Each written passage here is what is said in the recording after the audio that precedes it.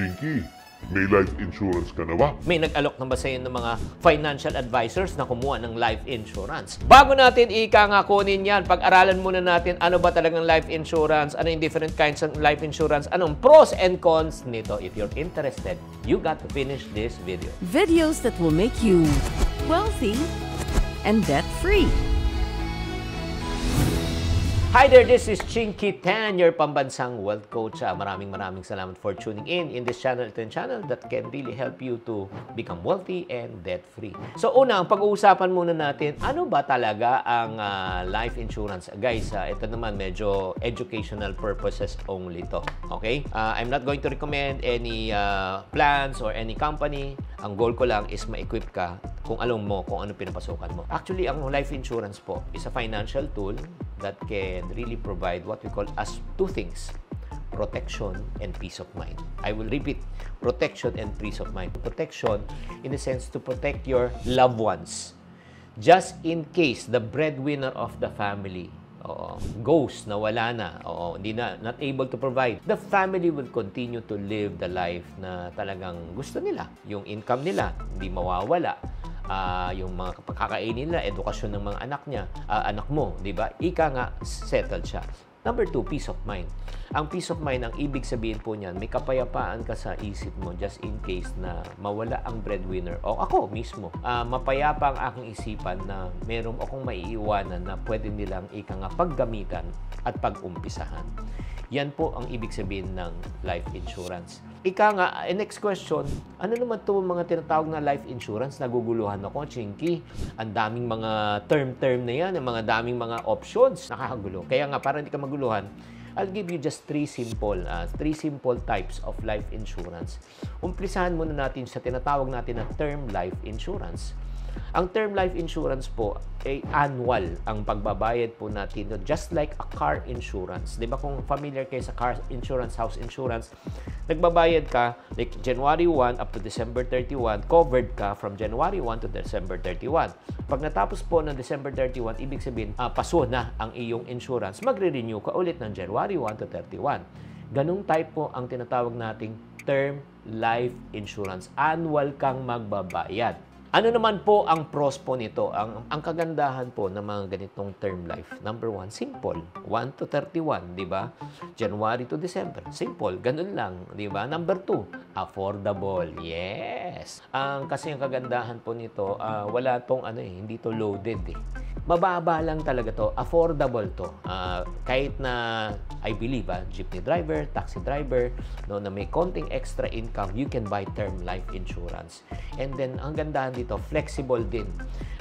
When you say flexible, you can choose yung policy, yung amount na gusto mo. Ay, alam nyo ba, ito lang, FYI lang alam nyo ba na may mga term life insurance na tinatawag na accidental death insurance sa halagang 200 pesos, 300 pesos, 500 pesos, covered ka na? Oo.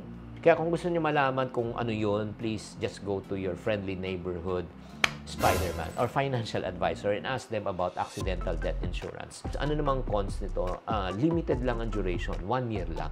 At syempre, at the same time, pag nakalimutan mo pang mag-renew, tapos hindi ka nag-renew, doon pa may nangyari, hindi ka covered. And then, walang cash value to. Walang return of accumulated cash. Wala po siya. At saka, hindi ka makakahiram. You cannot really borrow from your insurance money kasi may provision po in other types na you can borrow from your insurance money. Pero bago ako magpatuloy, gusto ko lang batiin muna si Anna Jean Bayos, si Boy Tout 61, at the same time si Bea Victorino. Maraming salamat sa pag-tune in.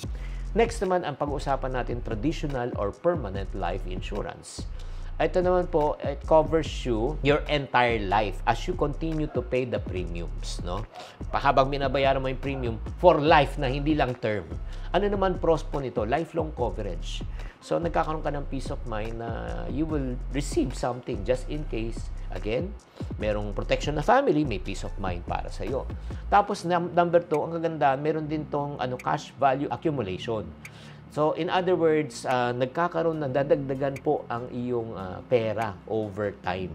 Okay? In other words, hindi lang na protected ka, meron din siyang, again, may makukuha. na minor interest. At saka itong kagandahan pa dito, pag dito sa mga ano yan, pwede mong utangin just in case na kailangan mo ng pera, you can borrow against it, may makukuha ka. And then, ano naman ang cons ng ganito? Siyempre, pag kayo naman po ay pumunta sa ganitong insurance, ay siyempre naman, mas mataas po ang babayaran nating premium. At siyempre naman, may kailangan meron kang uunawain. Oo, may say uunawain, kailangan you should learn how to read along the lines. Kasi minsan, akala mo, di ba? Ika nga, marami pong nagkakamali sa maling akala. Di ba? Kaya pag-aralan nyo muna, tanungin nyo muna ang mga terms and conditions bago ka kumuha nito. And yung third na life insurance na very popular po ngayon, yung tinatawag naming 2-in-1, yung VUL, Variable Universal Life Insurance. Ang ibig sabihin lang yan, kinonbine lang po niya na may protection plus meron pang siyang investment. Hindi lang cashback ang return, may investment pa at pwede pang tumubo ang iyong pera. Ano pong pros po nito? Ang pros po nito, syempre, hindi ka lang protected, pwede pang lumago ang iyong pera. Flexible din po siya kasi you can adjust at the same time. Ang kagandahan, you can also borrow against the, just in case na mangailangan ka in the future. At may mga iba, nagkakaroon pa tinatawag nating cash value growth over time. Na syempre, ang kagandahan po nito, there will come a certain period of time pagka siya ay nag-grow on a certain percentage, mapoproject mo na by the age of 50, 60, 70, meron ka nang pwedeng makuwang cashback. VUL po yan, pero may cons. Ano po yung cons? Siyempre, since may part siya ng investment, may market risk po siya. May chance na malugi at bumaba, di ba, ang value ng investment side mo. Pero yung insurance mo hindi maapektuhan. Siyempre, pag nag-VUL ka, ito yung tinatawag natin sasakyan from bare to loaded. Ay mas mataas ng cost. Kung gusto mo na loaded na sasakyan, mas mataas po ang presyo. And then number 3, siyempre, kailangan malaliman ng unawaan to. Kailangan maunawaan mo siya. That's the reason why. Huwag ka lang bili ng bili. Tanungin mo talaga ang mga detalye bago ka mag-decide. Kaya nga ngayon, naunawaan nyo na po ang tatlong klase na tinatawag nating term life. Number 2, yung permanent or whole life or tinatawag nating VUL. Na-state ko na ang pros and cons right now. It's time for you to choose kung ano ang magiging beneficial sa iyo. Kung akong tatanungin nyo po, I would suggest start with what you can afford. Ang importante po, magkaroon ka ng protection kahit maliit. Whether it's term life, permanent life, or VUL. And the next question, when is the right time for me to buy life insurance? The best time for you to buy life insurance is the moment you start earning money. Pag ikaw ay kumikita na, valuable ka na, breadwinner ka na, dapat protektahan mo na ang iyong sarili.